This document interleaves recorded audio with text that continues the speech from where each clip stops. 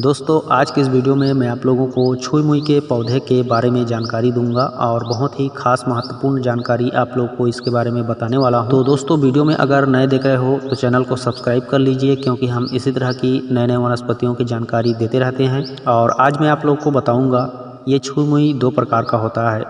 एक छुई मुई जो घर में लगाया जाता है और एक छुई मुई घर के बाहर जंगलों में इधर उधर मिल जाता है। तो आप दोनों ही प्रकार के छुई मुई को देख सकते हैं इस वीडियो में। अभी जो आप लोग को दिखा रहा हूँ ये घरेलू छुई मुई है, जिसमें फूल इस तरह से गुच्छेदार लगते हैं, नीले बैगनी कलर का।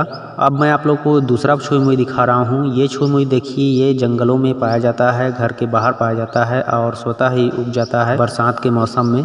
तो दोनों ही प्रकार के जो छुई मुई होते हैं उनमें गुणधर्म जो है समान होता है।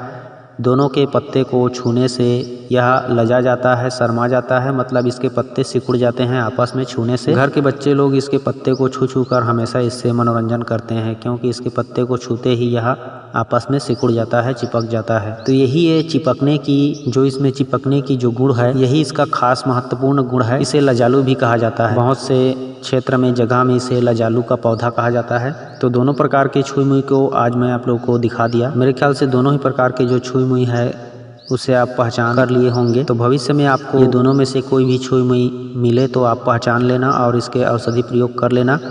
मैं आप लोगों को अब इसका औषधि प्रयोग बता रहा हूँ। जैसे किसी को कभी भी चोट मोच घाव, किसी भी प्रकार का फोड़ा फुंसी या शरीर में सूजन हो गया हो, तो वहाँ पे इसके पत्ते को पीस करके लेप करने से सूजन बैठ जाता है, घाव ठीक होने लगता है। अगर कोई फोड़ा फुंसी है और वह पका नहीं है तो उसमें लगा देने से वह बैठ जाता है। अगर पक गया है तो पक करके वह फूट जाएगा। फूटने के बाद उसका जो अंदर में पीप रहता है वह भी निकल जाएगा। निकलने के लिए छोटा सा जगह छोड़ दीजिए, उसके बाद चारों तरफ लेप कर दीजिए फोड़ा में। इस तरह से कर देने पर वह उसको भी सुखा करके बैठा देता है, ठीक कर देता है।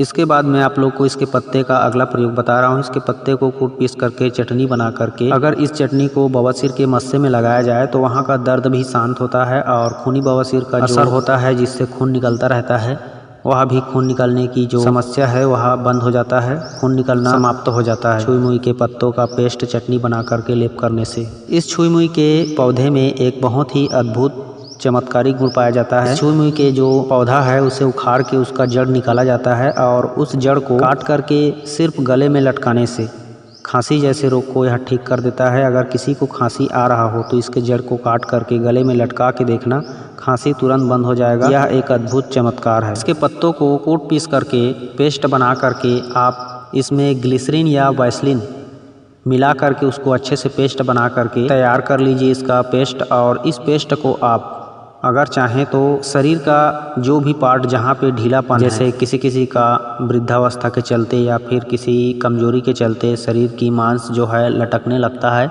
तो वहाँ पे इसकी मालिश कर दिया जाए या फिर लेप कर दिया जाए तो वहाँ का मांस जो है टाइट हो जाता है। यह इसका बहुत ही महत्वपूर्ण गुण है। शरीर के जिस भी भाग में आपका मांस लटक रहा हो या फिर वहाँ शिथिलता पैदा हो चुका है तो वहाँ पे इसके पेस्ट को लगा दीजिए या फिर मालिश करते रहिए प्रतिदिन, तो वहाँ का मांस जो है लटकना बंद हो जाता है, टाइट हो जाता है और उसमें एक कसाव पैदा हो जाता है। इसी तरह से छुई मुई के पत्ते को पेस्ट बनाया गया पेस्ट को किसी महिला के स्तन में जैसे गांठ पड़ जाता है तो उस गांठ को मिटाने के लिए भी वहाँ पे लेप किया जाता है, जिससे स्तन का गांठ ठीक हो जाता है, जिससे आगे चल करके उन्हें स्तन कैंसर होने का खतरा नहीं रहता है।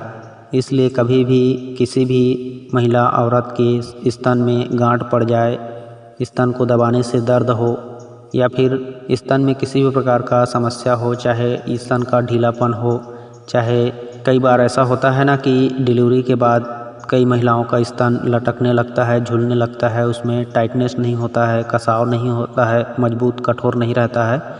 तो इस तरह की जो समस्या रहती है स्तन में, तो वहाँ पर भी स्तन में इस तरह से छुई मुई के पत्तों का पेस्ट लगाने से स्तन का जो ढीलापन होता है वह दूर हो जाता है, टाइटनेस आ जाता है और कठोर हो जाता है। तो ये छुई मुई का बहुत ही ज़बरदस्त असर है, ये आप करके देख सकते हो इसका प्रयोग।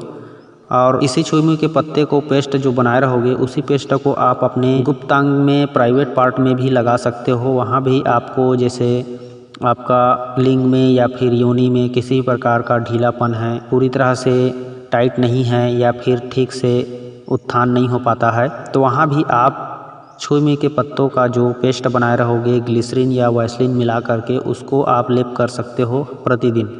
इस तरह से लेप करते रहने पर लिंग में तनाव ठीक से आता है और कड़ा मजबूत रहता है। और जैसे योनि में लगाओगे तो योनि का ढीलापन भी दूर हो जाता है, जिसे योनि भ्रंश कहा जाता है आयुर्वेद में। जब योनि ढीली होकर के बाहर निकलने लगती है तो उसे योनि भ्रंश कहा जाता है। इस तरह से योनि भ्रंश में भी उसका लेप करने से छुई मुई के पत्तों का यह ढीलापन दूर कर देता है बहुत ही आसानी से दोस्तों। अब मैं आप लोग को इसका जो फल दिखा रहा हूँ, छुई मुई का फल इस तरह से दिखाई देता है, आप देख लीजिए। अब इसके फल को आप तोड़ करके रख सकते हैं इकट्ठा करके, और इसके फलों को स्त्री और पुरुष दोनों सेवन कर सकता है। इसके फलों को पाउडर कर लीजिए कूट पीस करके, और पाउडर करने के बाद प्रतिदिन दूध या शहद के साथ 3 से 5 ग्राम के बीच आपको सेवन करना है। इस तरह से सेवन करने पर जो बांझ स्त्री रहती है उसको भी ठीक कर देता है, उसकी गर्भाशय की समस्या को सुधार देता है और उसका गर्भाशय गर्भधारण करने के लिए तैयार रहता है, मतलब तैयार बना देता है इसके बीजों का सेवन करने से, छुई मुई का बीजों को। और इसी छुई मुई के बीजों का अगर